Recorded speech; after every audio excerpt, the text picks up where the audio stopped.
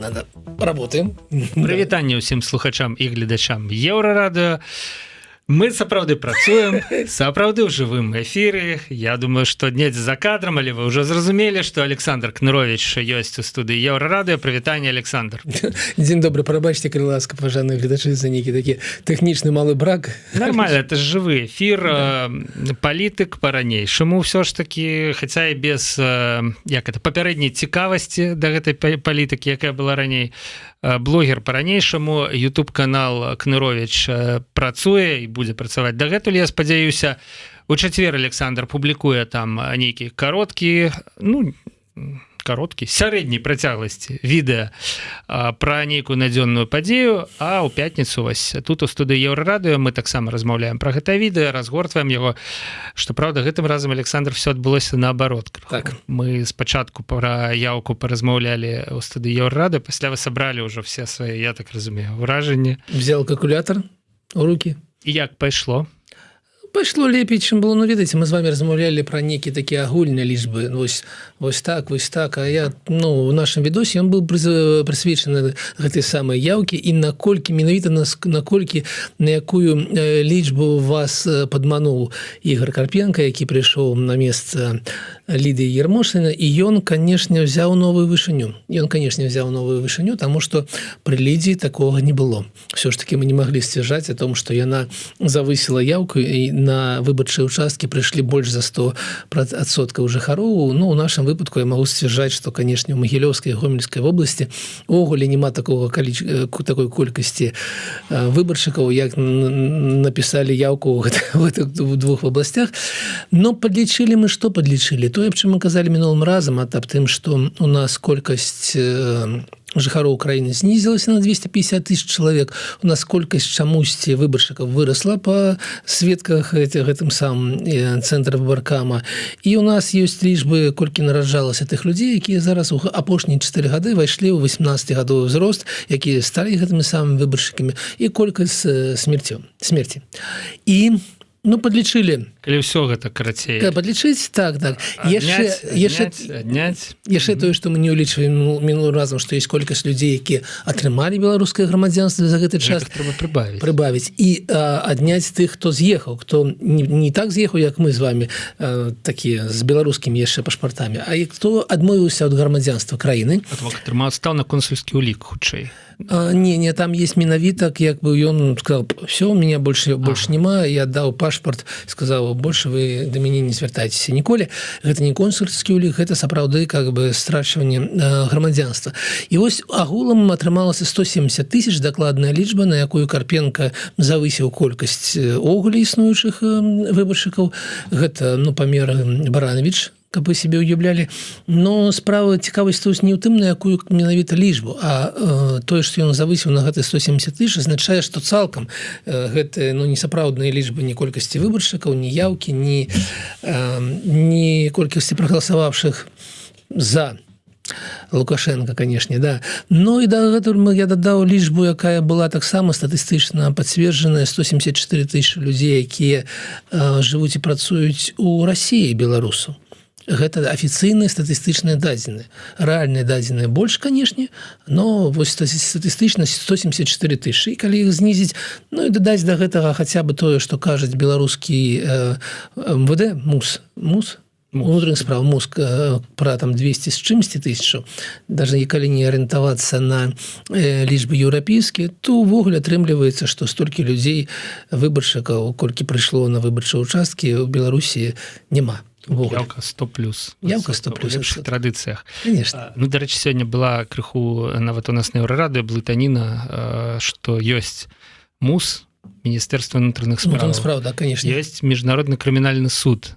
Па-руску ён МУС, бок міжнародны уголовны суд, але па-беларуску ён МКС. Як Міжнародная космічная станцыя. Карацей, этот свет цудоўных абрэвіатур, але ва ўсім все разабраліся. Все не выпадкова. Сёння Трамп прылажыў там міжнародны крымінальны суд сваімі санкцыямі, дакладней канкрэтных суддзяў, якія вялі і ведуць, я так разумею, справы супраць ЗША і супраць Ізраіля, супраць Беньяміна Нетаньяху.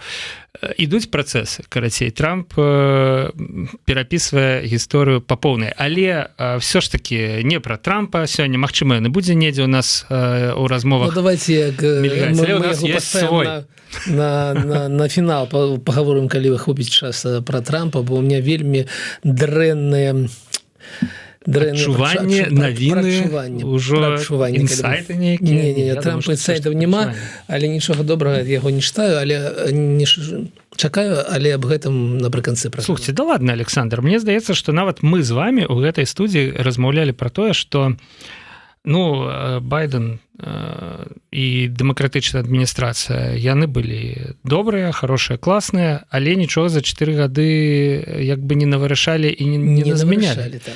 Таму, можа быць, наспела неабходнасць нешта змяняць, але, канешне, тое, як узяўся за гэты Трамп, як бы яно ад самага пачатку выклікае крыху адчуванне таго, што гэта ці то не тыя меры, якія трэба, ці то гэта нейкі перабор. Магчыма, яму там... Не, да? У меня до вас пытанне. Вот глядите, я буду писать артыкул у понедзелак на другом. На іншым меда. На іншым меда, так. Александр, колумніст Белсата. Мы тут нічого не хаваем. Я колумніст Белсата, да. Так, глядите, уявите себе, что вы, як нормальный стартапер, 2 хвилины едете с Трампом у лифте. Ну, вось такі стартапер, Павел. І вам за 2 хвилины патрэбна распавесці Трампу, запітчыць, нахрена яму выдаткоўваць грошы на Беларусь, на беларускія дэмакратычныя сілы. Зможаце, вось 2 хвілінкі. Да, я б казаў адразу пра тое, што Беларусь гэта вельмі важны транспартны вузел, гэта вароты Китая у Еўропу, і калі Трамп не хоча, каб Беларусь гэта такі панамскі канал у Еўропе. Да, панамскі канал у Еўропе. Супер, бо панамскі канал же Трамп хоча, правильно? Так. Вось, то бок, калі Беларусь застанецца ў сферу ўплыву Расіі і Китая, а ўплыў США там будзе мінімальным, гэта супярэчыць інтарэсам США глобальным. Добра. Таму, калі ласка, можа быць, да. 40 секунд. Медыі, можа быць, і не робіць рэвалюцыі, да? Не медыі Лукашэнку скідваюць там ці іншых дыктатараў, але медыі даюць людзям інфармацыю, якая гэтых людзей змушае прымаць больш узважаныя, больш правільныя рашэнні. Дональд, дарэчы, гэта капейкі там на Беларусь ты выдаткоўваеш. Пачаў ты, Павел, добра, але на фіналам трэба яшчэ папрацаваць. А вы ведаеце, Александр, вы мне такія за 2 хвіліны запічы, а людзі вось якія на TEDx прыходзяць, яны там трэніруюцца месяцамі перад тым, как за гэтыя 3 хвіліны выдаць нейкі піч, а вы мне хацеце шоу імправізацыя. Я перед форумам «Беларусы годныя лепшага» таксама тыдзень рыхтаваўся на свае 5-хвілінныя пічы і незадаволены вынікам, таму трэба... Ну ладно, што б вы сказалі? Так не ведаю, трэба яшчэ падумаць, папрацаваць, бо вы сказалі больш за мяне, таму што Беларусь гэта такі панамскі канал у Еўропе, гэта все ж таки вы сказалі, што Беларусь гэта панамскі канал у Еўропе. Я думаю, што мы будзем карыстацца гэтай метафорай, гэта супер проста.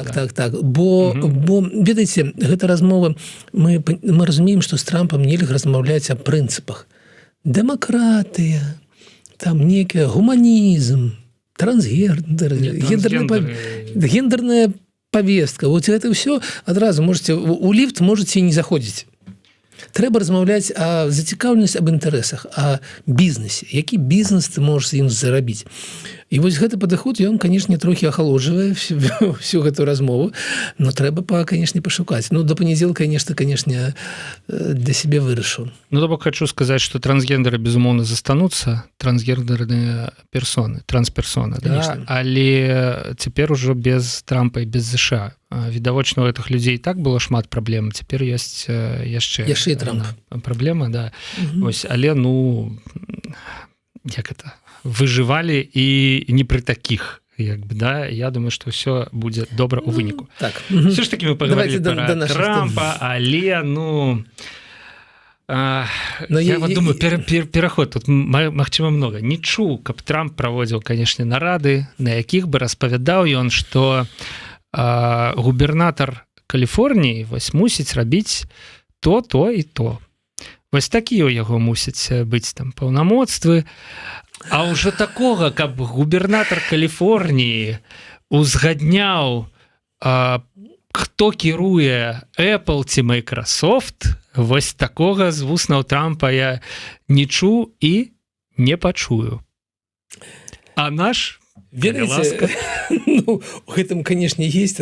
Трамп, конечно, нагаворыў шмат чаго іншага і пра 60 мільёнаў загінулых у Савецкім Саюзе ў часы Другой сусветнай вайны і прапановваюць гэта пра сектор газа, как бы цалкам яго ад жыхароў асвабадзіць і зарабіць там рыв'еру. Шмат чаго цікава, але, канешне, вось гэтыя рэчы аб тым, што давайте там губернатар Каліфорніі пакіруе, ну, напэўна, і Голлівудам цалкам. Конечно. Чаму не? Ну, тут хаця б гэта пэўны час існавання Каліфорніі гэта было апраўдана, тому што губернатарам быў Арнольд Шварценеггер, які, ну, хаця б нешта разумеў. Да, што там адбываецца. Так. Ну, давайте до нашага, так. Значит, глядзіце, мы нават 2 кавалачкі падрыхтавалі са свежай нарады Александра Лукашенка. І яны розныя. У першай, вось пра паўнамоцтвы, у першай нашай вырасцы, пра паўнамоцтва кіраўнікоў райвыканкамаў, яна кароткая, збярыцеся, сканцэнтруйцеся, давайте послухаем. Предложения должны расширять полномочия исполкомов базового уровня их председателей для того, чтобы существенно, прежде всего, улучшить экономику, уровень жизни людей на соответствующей территории. Значит, глядзіце, я вот, калі шчыра, я некалькі разоў пераслухаў, я не разумею ўзаемасувязі. Давайте яшчэ нават разок паслухаем, да, і каб зразумець, пра што ён кажа. Значыцца, пашырыць паўнамоцтвы кіраўнікоў райвыканкамаў, вось рашэнне нейкае, да, каб вырашыць якую праблему, каб павысіць узровень жыцця на вось давераных ім тэрыторыях. Дзіўны чалавек, Павел, не разумее. Давайте яшчэ разок, каб я не памыліўся, да? Ну так, да. Предложения должны расширять полномочия исполкомов базового уровня их председателей для того, чтобы существенно, прежде всего, улучшить экономику, уровень жизни людей на соответствующей территории. Здаецца, не памыліўся, да? Як, Александр, вось вы нешта са скепсісам, быццам бы я нейкі недасведчаны апаратчык, да? У меня шмат пытанняў да дакладчыка гэтага. Ну, і тут я не здзіўлены якраз. І, конечно, первое, а як у яго звязаны гэтыя рэчы паміж сабой, таму што, ну, ведаеце, ну, так, ну, уявіць себе гэты раён дзесьці ў беларускай у глыбіні, там на Палесе, да? Ну, Лоевскі возьмем, да. Так, шахеды, камары. Ну, где люди зарабляют там, не ведаю, $300 ці $400, і гэта добрыя заробкі, где люди, ну, зразумела, как бы, як выдаткоўваюць на ежу не 40% сваіх доходаў, і шмат чаго для них того, што адбываецца ў Мінскі дзіўнае, і запытаемся себе, а чаму люди так мала зарабляюць? Ну, таму што яны працуюць там на дзяржаўным каўгасе, на дзяржаўным прадпрыемстве, таму што яно дрэнна кіруецца менавіта гэтымі кіраўнікамі, таму што такія ўмовы зрабіў сам Лукашенко, і гэта ўсё вынікі яго працы. А вось і не Александр. А вось і не зарабляюць яны так мала, таму што у кіраўніка выканкама было малавата паўнамоцтва. А вось цяпер І он себе уяўляе, што ў кіраўніка выканкама будзе больш паўнамоцтваў, і ён там нешта падыме. Ну, у меня, конечно, пытанне, якія паўнамоцтвы ён аддае. А па-другое, калі гэта было так, то чаму раней гэтага не адбылося? Чаму для гэтага патрабавалася 30 гадоў? І у меня ёсць для Лукашэнкі адзін сакрэт, які я магу яму раскрыць. Ну, зразумела, што ён, напэўна, нас не будзе глядзець, но можа Коля ці нехта з губазі КДБ яму перадасць. Але я скажу ў канцэ гэтага кавалачка, калі мы з вамі і гэта абмяркуем, і как бы наступныя кавалачкі. Да, но ад сябе дадам, што, конечно, ёсць катэгорыя грамадзянаў, узровень жыцця якіх можа падвысіцца з пашырэннем паўнамоцтваў кіраўнікоў райвыканкаму. Так, кіраўнікі райвыканкаму і сем'і. Але нават тут крыху спрэчна, Александр, таму што, вось, я думаю, чаму ён увогуле завёў гэтую шарманку, да? Да, я думаю, не хочуць людзі ісці ў кіраўнікі райвыканкаму, вы разумееце? Ну, зразумела. Таму што там же і Слухайте. запытаюцца пасля, так а што, ну мы табе вот паўнамоцтвы далі, вот праз 2 гады уяўляю сабе жыва размовы камітэта дзяржкантроля з кіраўнікамі райвыканкама, мы табе насыпалі паўнамоцтва, а эканоміка як лежала, так і ляжыць, а ўзровень жыцця як вот, ну, был, так вот і застаўся. А Александр Егорович сказал, что мы табе паўнамоцтвы даем, каб павысіўся ўзровень жыцця. Давай-ка свае ручкі, кайданкі і паехалі. То бок нават вот здавалася б, ну, нейкую маркоўку подвесілі, да, вот перад носом, не, да? не з таго бока гэтая маркоўка. Але маркоўка нейкая такая сумнівная, да? Вось. Але далей Лукашенко тлумачыць, за кошт чаго ж кіраўнікі райвыканкамаў будуць падвышаць узровень жыцця. За кошт чаго ж? Ведаеце, адказ ён такі парадаксальны. Колькі разоў Лукашенко казаў, што ён там за апошнім іпэшнікам пагасіць святло ў аэрапорце, там пацісне руку. Колькі крытыкі на гэтых прыватнікаў. А аказваецца, заплаціць-то за ўсё. За вот гэтую 5-годку якасці, да? За год добраўпарадкавання. Плаціць будуць прыватнікі. Учора кіраўнік яго адміністрацыі Дмітрий Крутой сказаў, што вось гэтае паўнамоцтва, пра якія кажа Лукашенко, это узгадняць кіраўнікоў прыватных прадпрыемстваў. Да чаго мы казалі пра Трампа, уласна, і, значыцца, губернатара Каліфорніі, да? Вось давайте паслухаем ізноў жа з першых вуснаў, як гэта ўсё выглядае, як гэта ўсё гучыць. При этом я ставил вопрос, который очень неоднозначно воспринят некоторыми категориями граждан об ответственности председателей исполкомов базового уровня за управление по всем направлениям, в том числе и частным сектором. А то у нас получается, ну, частник – это вообще не государство, это государство в государстве.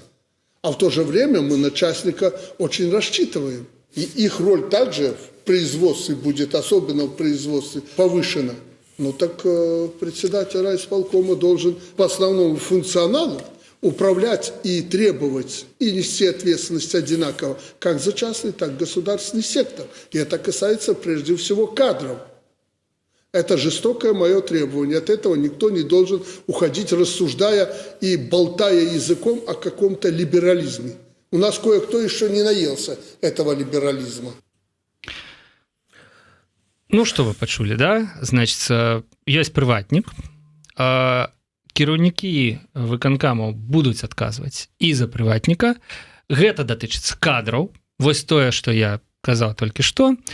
Ну, далі пра лібералізм зацірача, як бы. І яшчэ, што мне спадабалася, прыватнік это, аказваецца, не дзяржава. Ну, да.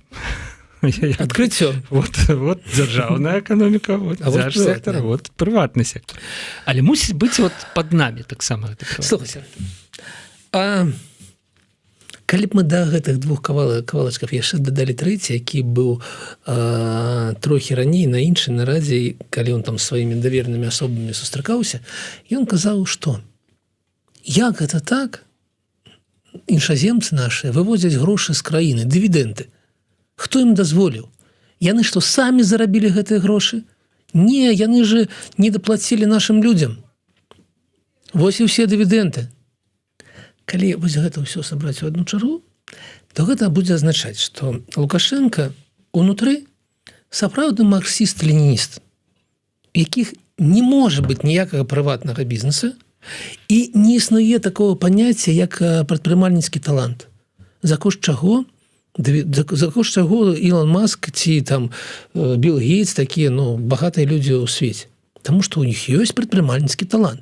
У цябе, Лукашенко, нема, таму ты такі, а ў іх ёсць, таму яны много зарабляюць, ну, робяць добрую справу. За гэта і дывідэнд. За так, то, што ты прыдумаў, арганізаваў, так. За то, што людзі працуюць. Рызыкі, адказнасць.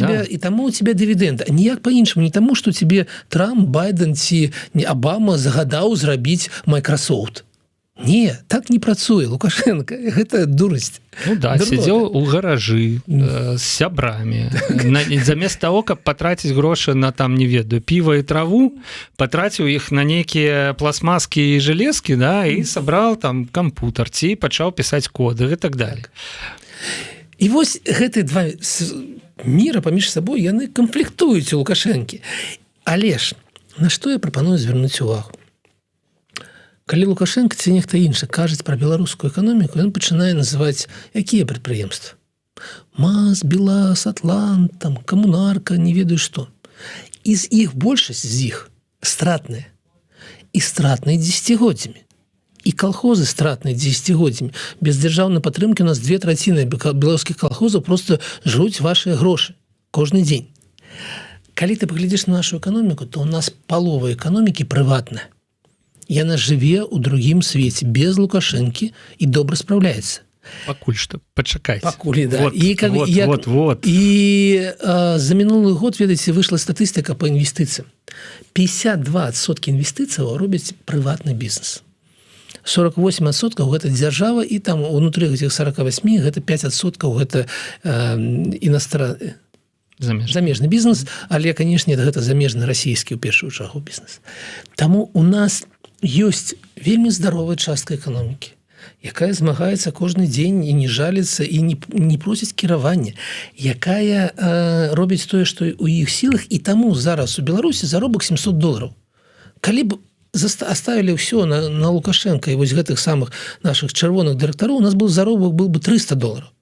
Але ў нас палова эканомікі ўсё ж такі больш-менш здаровая, і яму гэта, ведаеце, ён там не кіруе, таму яму гэта не падабаецца, і таму ён кажа, давайте выканкамы яшчэ і туды палез. Не, будзе горш. Так што будзе? Да, давайте мы дадзім гэтым чырвоным дырэктарам, гэтым кіраўнікам райвыканкамаў, якія, ну вось там у анонсе у нас напісана, ўжо пакінулі надзеі паставіць на калені дзяржаўны сектор, так давядзецца пакінуць ляжаць. Але прыватніка яшчэ можна, як бы, да? Другую, але ў іншы бок, да. То бок давайте вось гэтыя эфектыўныя кіраўнікі, яны займуцца і прыватным секторам. Ну так, што будзе? Ну, што будзе рэальна, ну, рэальна, калі б гэта было, то было б тое ж самае, што было з дзяржаўным сектором. У нас была бы, заробак быў бы не $700 ў краіне, а 450 у сярэднім. Так, але добра, што гэтага не будзе. Чаму гэтага не будзе? Таму што на дзяржаўны сектор не хапае кіраўнікоў. Таму што там прыходзіцца незразумела з чаго даставаць гэтых нейкіх новых людзей, таму будзе ўсё, ведаеце, вельмі фармальна. Як заўжды, я памятаю, як мяне прапанавалі зрабіць, ведаеце, што зрабіць? То ідэолага прызначыць на прадпрыемстве, то зрабіць прафсаюз афіцыйны. Ну, як заўсёды казаў, ну, хаціце зрабіць, рабіце. І на гэтым все скончылася, бо дзе там далёка было да мяне ад кіраўніцтва гэтых всех наших міністэрств і так далей. Таму і гэты раз все скончыцца, все будзе, даже калі гэта будзе прапісана, гэта будзе вельмі фармальна.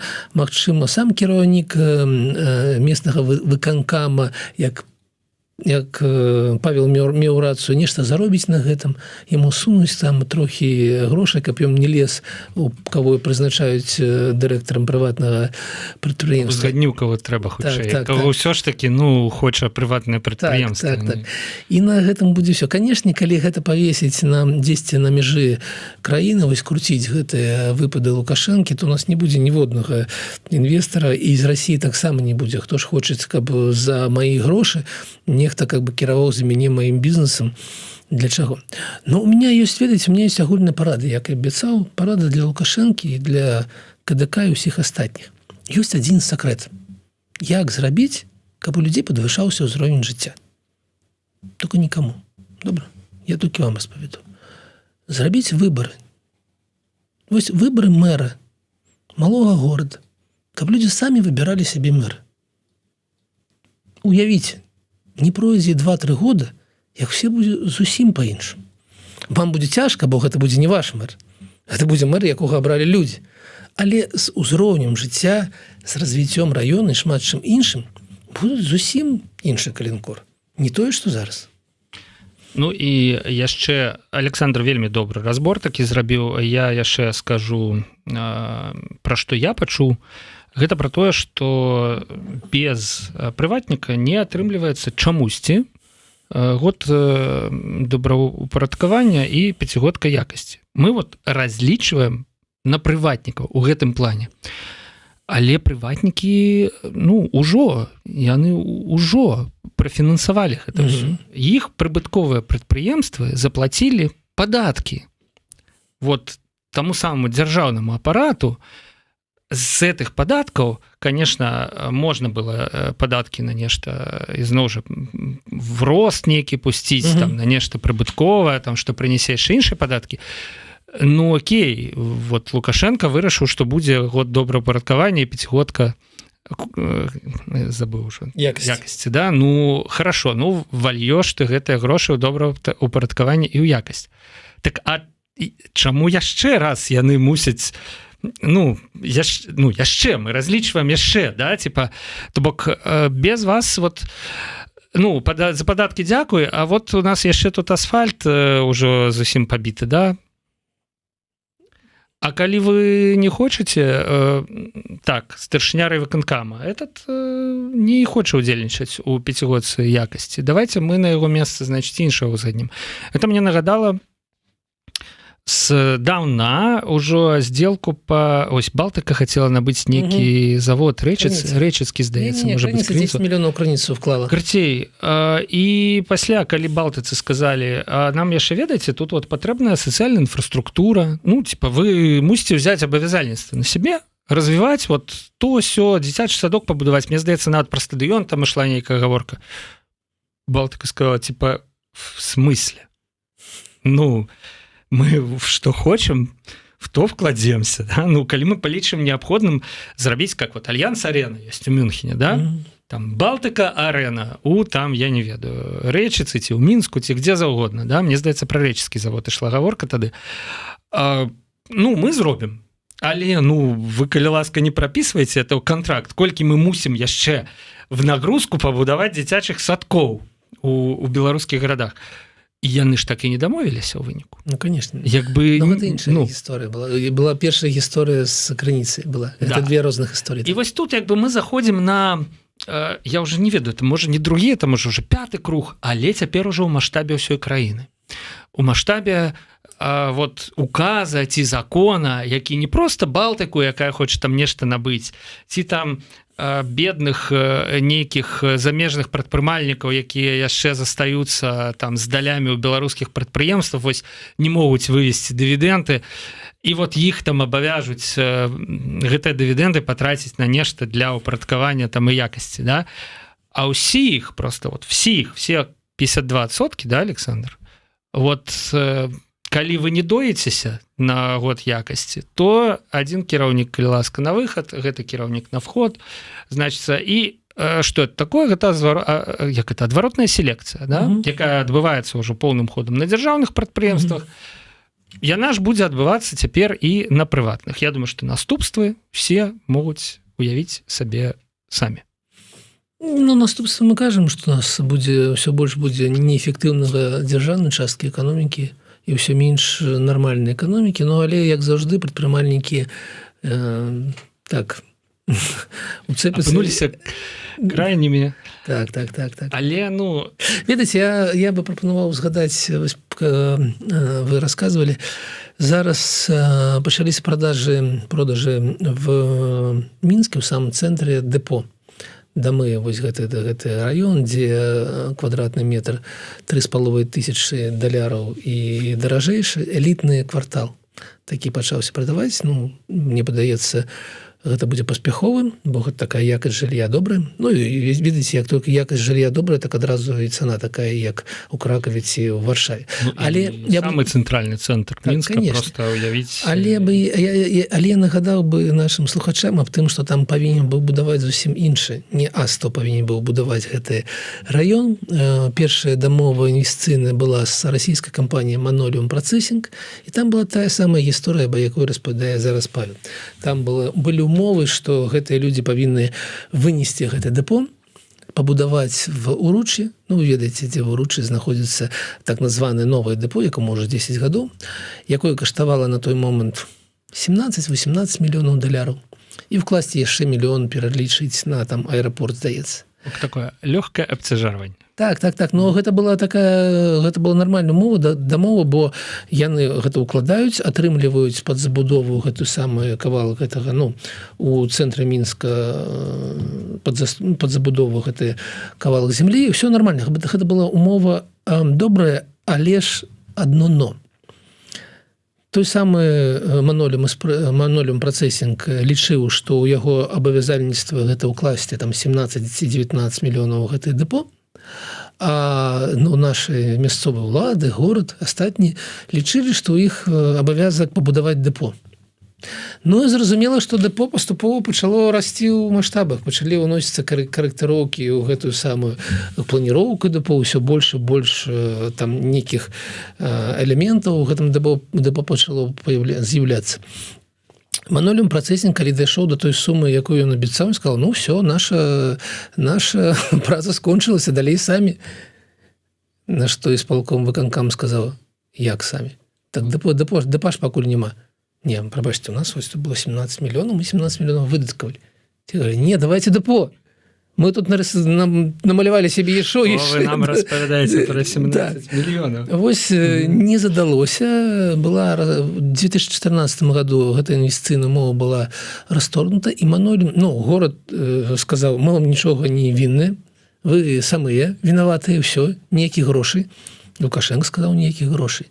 І Маноліум пашоў у стокгольмскі арбітраж і патрабаваў з Беларусі 200 мільёнаў долараў. 20 мільёнаў гэта страты такія, ну проставыя, і 180 страчаныя прыбыткі. Ну праз 7, напэўна, гадоў вынес арбітраж вынік, рашэнне.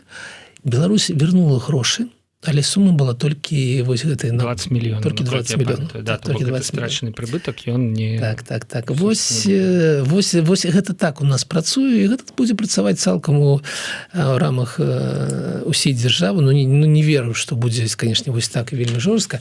Ведаеце, і я чаму гэту гісторыю прыгадаў, у нас жа ёсць зараз такая... Беларусь падала ў Швейцарыю ў суд на Літву 12 мільярдаў долараў за тое, што тыя спынілі перавалку калійных угнаенняў. І там той же самы падыход, толькі ўжо адваротны. Там наўпроставыя страты ніяк не болей за 2 мільярда, хутчэй за ўсё 1 мільярд, а чамусьці Беларусь хоча 12 мільярдаў. Будзе вельмі цікава, як гэта будзе адбівана. Міжнародны эканамічны суд, які, наколькі я памятаю, знаходзіцца ў Стокгольме, не блытаць з міжнародным крымінальным судом. Не блытаць з міжнароднай касмічнай станцыяй. Міжнароднай касмічнай станцыі. Ён ва ўсім разбярэцца. Александр, давайте пойдзем далей. Важна і цікава гэта ўсё, і мне здаецца, гэта цікава таксама і для нашых слухачоў і гледачоў, бо ну і вось у эміграцыі мы пачынаем забывацца пра вось гэты спецыфічны беларускі бізнес-клімат, да?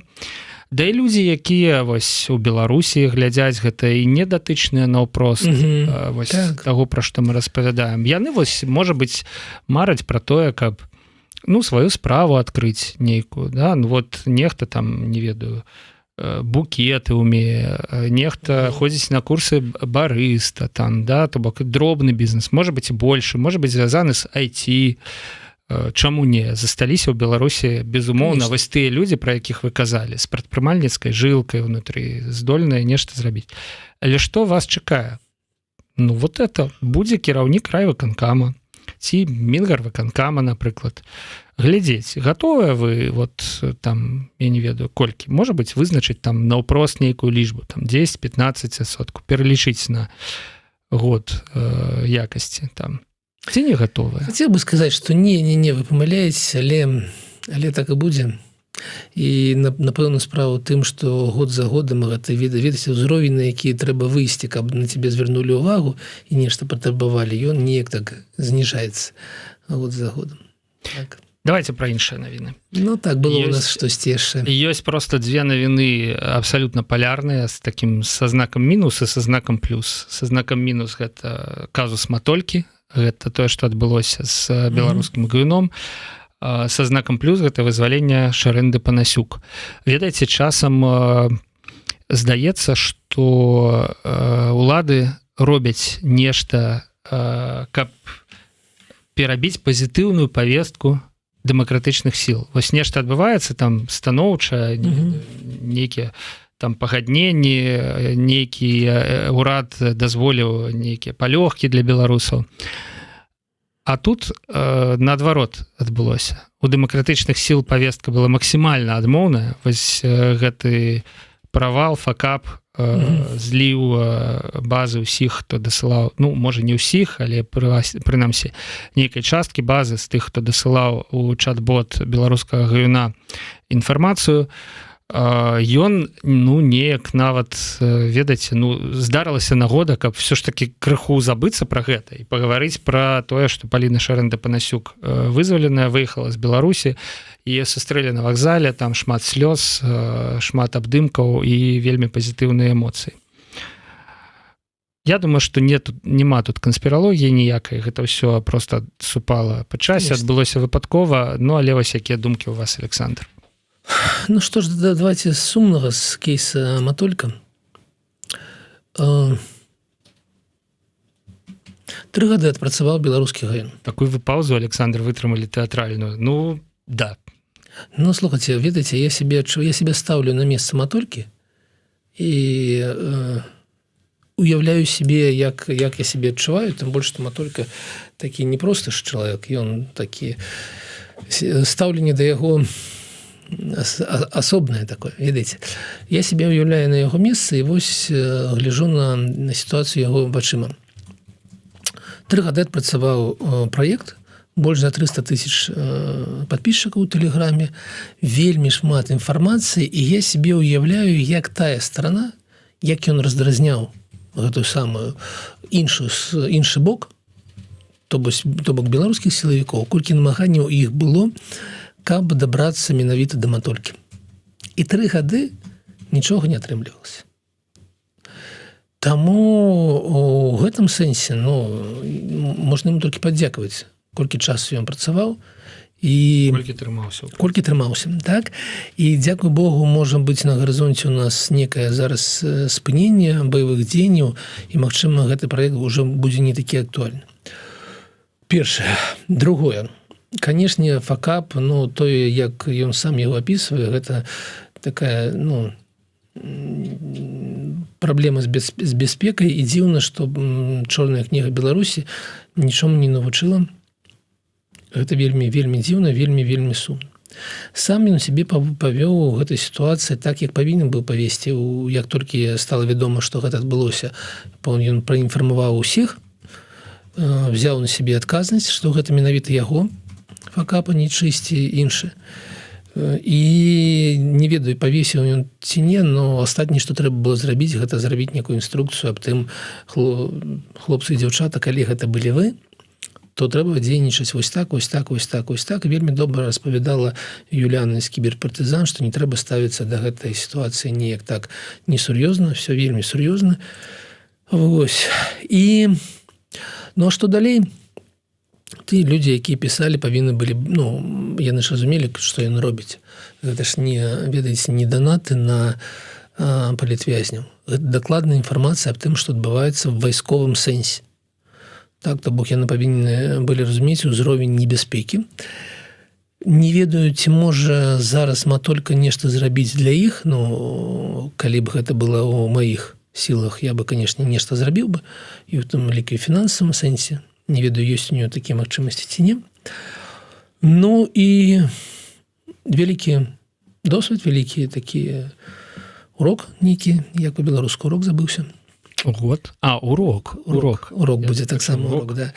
Вялікі урок, і, ну, і все, што аб гэтым можна казаць. Вельмі сумна, што мы не навучыліся на нейкіх кейсах, але, як сказаў, как бы, Шрайбан, но паступова прыходзіць разуменне, што, ведаеце, у нас ёсць адначасова, што я аб гэтым думаю, аб чым я маю жаданне напісаць. Мы адначасова намагаемся быць белымі і пушыстымі.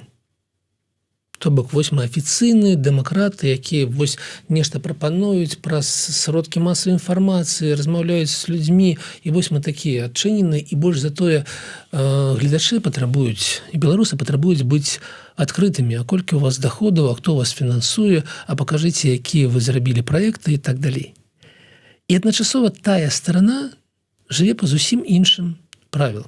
Так і мы адначасова жывем у іншым свеце. Так. То бок мы адначасова Дзе спрабуем ідзе быць вайна. белымі і пушыстымі і быць на вайне. Так. Таму што мы не можам не быць на вайне. Ідзе вайна. Так, і таму нам трэба зразумець, ці мы на вайне, і тады адныя правілы. Ці мы ўсё ж такі знаходзімся ў свеце афіцыйнай палітыкі, дзе нікому нічога не пагражае. Ведаеце, я пабачыў за сабою слежку ў Варшаве. Даўно? Некалькі дзён таму. Ого. Толькі я не ведаю, у меня была сустрэча з іншым чалавекам, і мы з ім удваіх не ведаем, ці гэта было па маю душу, ці па яго душу. Но было вельмі цікава. Вось, таму мы павінны ўсё ж такі для сябе зрабіць выбар, мы на вайне, ці мы Гуляем Вось гэта ўсё. па правілах цывілізаваных. Так. Таму вось так, вось тое, што я думаю, зразумела, што зараз Матолька будзе вельмі дрэнным чалавекам, зразумела, гэта яго факап, ён павінен неяк далей з гэтым жыць. Вось мы абмяркоўвалі з вами, ці ўзялі б мы на працу Антона Матольку пасля такога. Ён яшчэ не прасіўся, я хачу адразу спыніць чуткі магчымыя, да? Але вось чалавек памыліўся, да? Вось браць яго на працу ці не браць, да? Вот што змянілася в плане таго, што мы пра яго думаем? У мяне нічога не змянілася, і ведаеце, я вельмі спадзяюся, што гэты кейс, астатні. То бок, у прынцыпе, ўзялі б. Конечно. Таму што ён цяпер навучаны і будзе адключаць там все галочки ставіць, з спасылкамі сачыць там і гэтак далее. 3 года працы добрага праекта. Канешне, калі мы ж кажам, што мы ж павінны ўсё ж такі ўлічваць, што гэтая праца была. То бок, гэты кейс, гэта не адзіны, што яго атрымалася ці не атрымалася. Пераходзім да добрых навінаў. Паліна Шэрэнда-Панасюк у Вільні, і яна сама сказала, што шмат разоў уяўляла гэты момант, але ўсё роўна не верыцца. Бачылі, які быў узровень шчасця. Сустрэлася з мужам. Так, і мы разумеем, ведаеце, што мы разумеем. Колькі на яе было ціску, што з ёй зрабілі, гэта ж тое, што называецца, ведаеце, сярод тых, хто сядзіць, называецца беспредзелом. Што з ёй працавалі не па законе, не па нейкіх правілах, не па угалоўна-выканаўчаму кодексу, з ёй працавалі выключна па беспредзелу. То бок падоўжвалі гэты тэрмін і маглі падоўжваць без конца, здзекваліся, катавалі чалавека. Больш за тое, мы памятаем, інтэрв'ю ж было з нею, я ж не памыляюся. Да, і з ёй у тым ліку. І з ёй гэта інтэрв'ю было. І колькі было спроб, колькі было намаганняў ад сілавікоў, каб зламаць сам гэты дух. І мы бачым, як яна прыехала, мы бачым, што ўсё на сваіх месцах. Што ёсць галоўнае, ёсць жыццёвыя прынцыпы. І пра гэта інтэрв'ю, дарэчы, яна сказала, што яно рабілася з пісталетам ля скроні. Як мы гэта ўсё і ўяўлялі. Гэта людзі, якія на камеру нешта кажуць прапагандыстам, яны кажуць адно, а думаюць зусім іншае.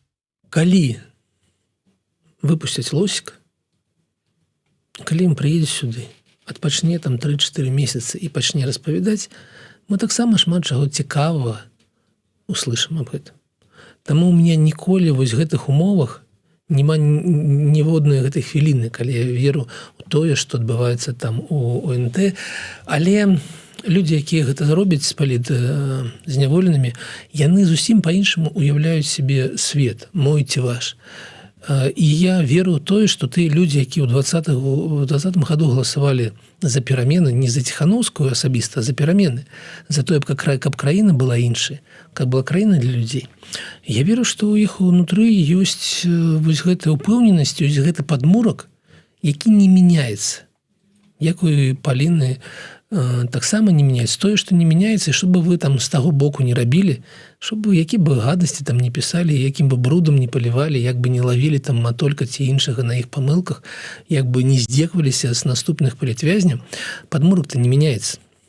Вы жывеце ў краіне, якая пабудавана як турма, Мы жадаем жыць у краіне, якая пабудавана як нармальнае месца для жыцця ўсіх, у тым ліку і чырвона-зялёных людзей. Ну і каб не аддзяляць так ужо рэзка мы і вы, то мы ўсё ж такі з'ехалі з краіны пабудаванай як турма, каб не апынуцца у гэтай рэальнай турме, толькі таму.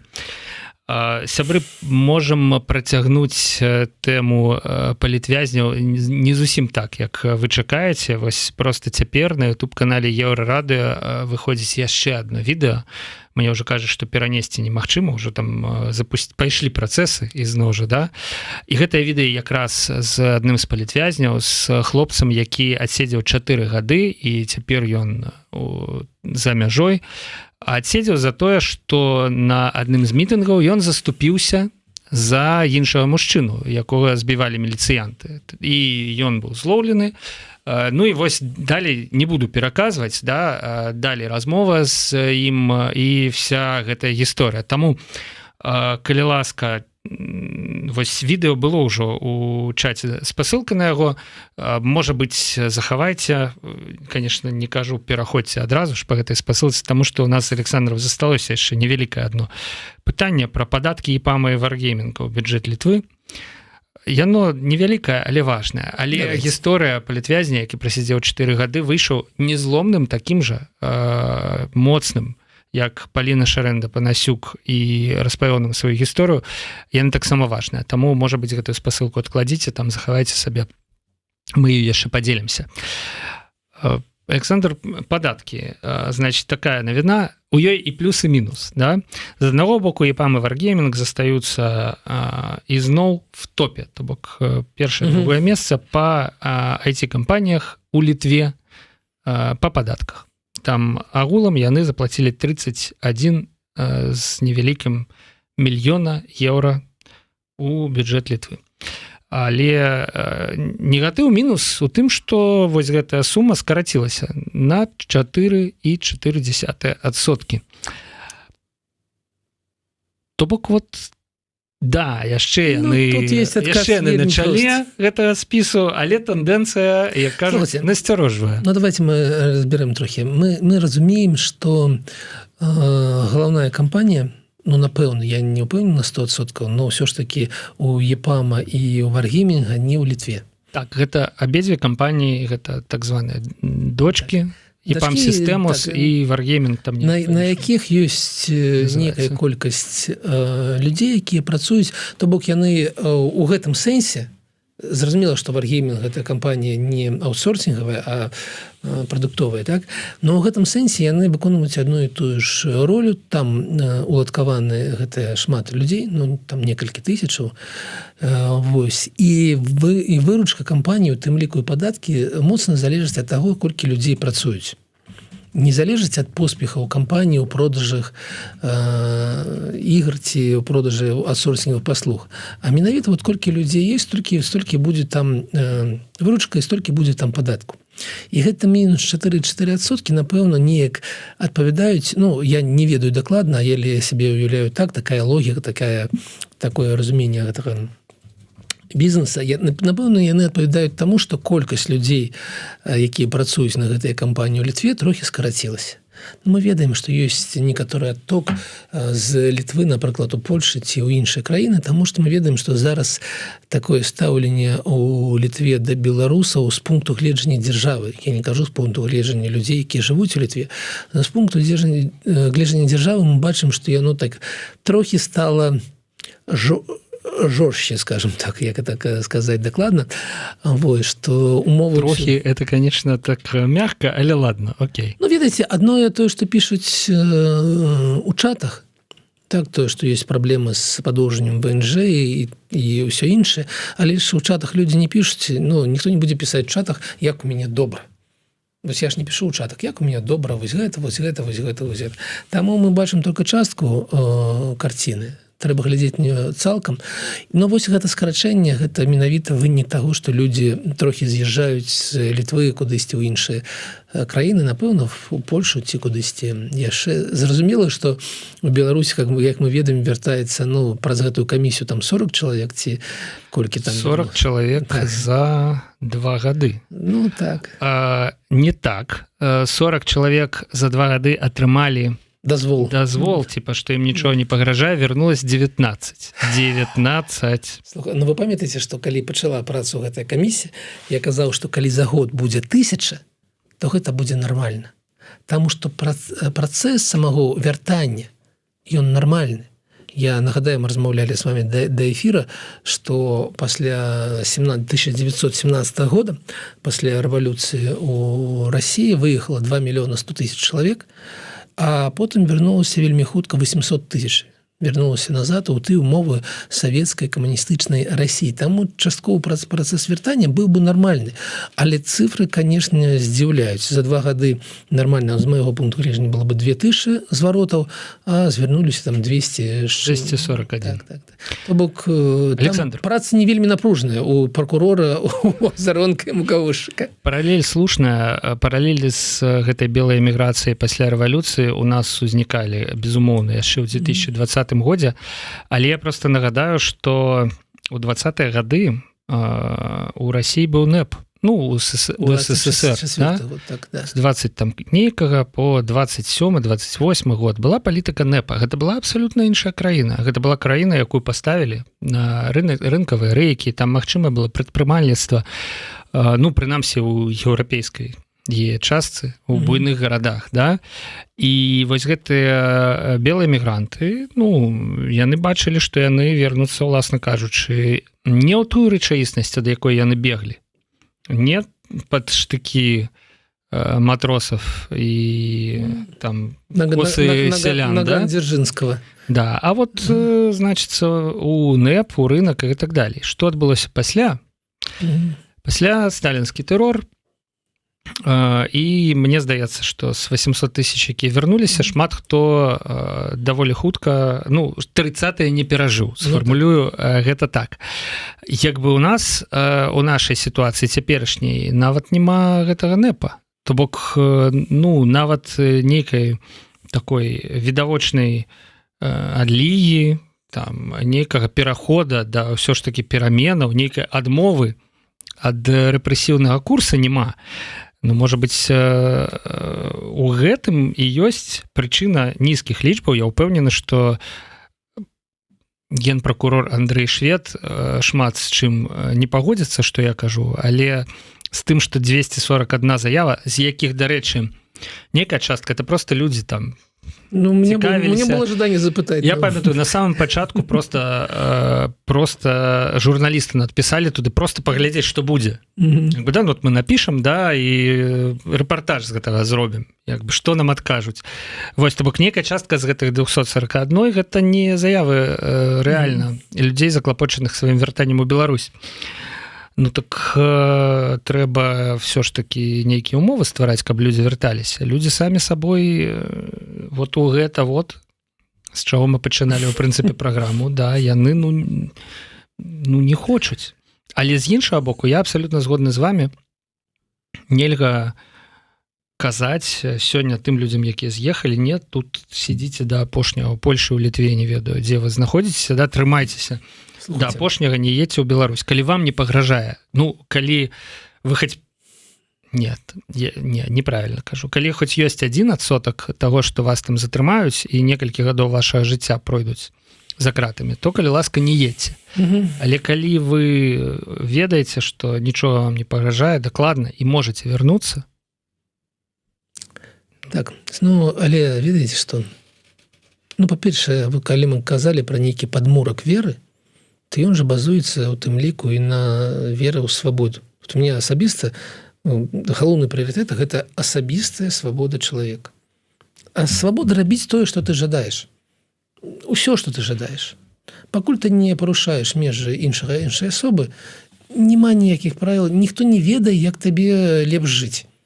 Там у Польшы, у Беларусі ці ў Туркестане. Гэта твой асабісты выбар, чым займацца, з кім спаць і так далей. І таму ну, ты не можаш казаць чалавеку, не вяртайся ў Беларусь. Ты можаш папярэдзіць, конечно, калі ў цябе там пагражае працэс, пагражае магчымасць сесці, падумаць 3 разы і не едзь, калі ласка. Але інша, ведаеце, некалькі тыдняў таму быў я ў кампаніі вельмі маладых людзей, і штосьці зашла размова, хто, ну, які ўзровень заробкаў не ў людзей, якія побач былі, а цалкам, і хтосьці з такіх маладых дзяўчат сказаў, што вось у меня ёсць людзі, якія зарабляюць 4000 злотых. І вось ці ёсць такія зараз заробкі, ці ўжо няма такіх заробкаў, все зарабляюць больш. І мы так абмяркоўвалі гэта, там шукалі прыклады, а я себе ўявіў 4000 злотых, это $1000. Сярэдні заробак Беларусі $700. А мы размаўляем многа, гэта ці мала $1000. Ведаеце, то бок чалавек, які пажыў тут некаторы час, даже на нейкія невялікія грошы і меў нейкія такія пакуты, ну, нармальны жыццёвы пакуты, калі ты зарабляеш так, што ты 16% у беларусаў па апытанкі польскага банка народнага маюць праблемы з доходамі ў тым сэнсе, што, ну, вось зарабілі і адразу гэта месяца ўсё выдаткавалі, как бы нічога не засталося на іншага. Но калі ты пажывеш у гэтым становішчы, потым вернешся ў Беларусі, будзеш атрымліваць некалькі разоў менш, ты себе ўспомніш, як гэта было ў Беларусі. І яшчэ адна размова была. Запытаўся журналіст мяне, а чаму ў Беларусі не пайшлі гэтыя пачкаматы ад Белпочты? Я ўспомніў, што ў Беларусі ж няма пачкаматаў. У Беларусі няма бліка. Я не ў гэтым не сэнсе, што гэта выбар, дзе жыць ці не жыць, але ты прызвычаешся да нейкіх такіх зразумелых сервісаў, і себе уявляешь, что в Беларуси все то же самое. А там не то же самое. Там по-іншаму. Я скажу, Александр, вам, что, ну, чым, я думаю, скончым, что вось сённяшняя навіна, сённяшняй раніцы сервис расійскі СДЭК открыл в Беларусі першы свой пачкамат. Это вельмі цікава. Ведаеце, як першы пачкамат? Да, і там... але гэта для чаго? Каб атрымліваць з Расіі пасыл. Да, а хутка яшчэ можна будзе ў Расію адправіць. І Расію адправіць, але адзін. Да. Але ўнутры Беларусі Белпочта манополіст. Ну, там ёсць Белпочта, ёсць пачкаматы. Яна 40 пачкаматаў адкрыла. Ёсць Озон, яшчэ там таксама парадак такі, типа 20. Так. Да, ёсць Wildberries, там, карацей, вось гэтыя ёсць штукі. Але, конечно, гэта не 15 000, якія ёсць у Расіі, не 13 000 пачкаматаў, які ёсць у Польшы. Бо гэта абсалютна не той сервіс. За 50 000, агульная лічба болей за 50 000. Да, я вось так. Чытаў у беларускай статыстыцы, магчыма, але статыстыка была старая. Так. Статыстыка была старая. Карацей, да, я гатовы пагадзіцца, справа не толькі у жаданні, а таксама у двух вымярэннях таго, куды ты вяртаешься. Першае па ўзроўню жыцця, а другое па свабодзе. Бо вось гэтая дэталь, пра якую вы згадалі, калі мы абмяркоўвалі Шэрэнду Панасюк, тое, што Беларусь гэта сёння краіна турма, да? Но то мы мусім все разумець, што з краіны не турмы, умоўна такой, як Польшча, да? Ці вось там нейкі айцішнік уже другую серыю бачу інтэрв'ю, скардзіцца, як ён вярнуўся з Іспаніі, як там яму было цяжка. Ён пакутаваў в Іспаніі. Да. Ну, ёсць нейкія людзі, бачыце, якім вот цяжэй у Іспаніі, да, і ім, канешне, натуральна абсалютна вярнуцца ў Беларусь. Узважвайце ўсё гэта проста ўнутры сабе і прымайце узважаныя рашэнні. Для гэтага ёсць незалежныя медыі, для того, каб вам вось паказаць, распавесці, для гэтага ёсць Еўрарада, для гэта ёсць Александр Кныровіч і яго ўласны YouTube-канал. Сябры, амаль 1000 гледачоў у нас была ў гэтым эфіры. Дзякуй вам вялікі, дзякуй за давер. Ну і праз тыдзень, Александр, дзякуй. І ведаеце, вы згадалі Паліну, паважаны мой, трымайцеся за веру, якая ёсць унутры. Гэта такі добры компас, і ўсё будзе добра. Да наступнага тыдня. Ну вось такімі светлымі словамі. Да пабачэння, сябры.